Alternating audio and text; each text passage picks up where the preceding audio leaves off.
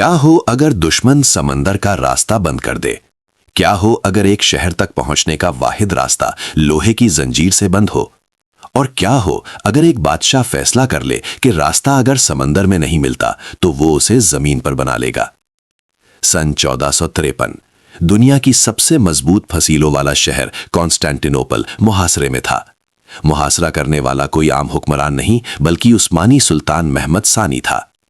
शहर के सामने एक कुदरती बंदरगाह थी जिसे गोल्डन हॉर्न कहा जाता था।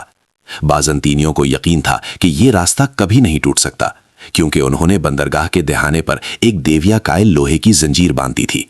इस जंजीर का मतलब था उस्मानी बहरिया कभी अंदर दाखिल नहीं हो सकेगी। लेकिन सुल्तान मोहम्मद फातिह ने वो सोचा जो दुश्मन के वहमो गुमान में भी नहीं था। एक रात खामोशी के अंधेरे में उस्मानी सिपाहियों ने अपने जहाज समंदर से निकाल लिए। जी हां, पूरे जहाज। लकड़ी के तख्ते बिछाए गए, उन पर तेल और चिकनाई लगाई गई और फिर सिपाहियों और जानवरों ने मिलकर इन भारी जहाजों को खींचना शुरू किया। ये जहाज समंदर में नहीं बल्कि पहाड़ों के ऊपर से गुजर रहे थे। तकरीबन 70 के करीब उस्मानी जहाज खामोशी से गालाता के पहाड़ी रास्तों से गुजारकर सीधे गोल्डन हॉर्न में उतार दिए गए।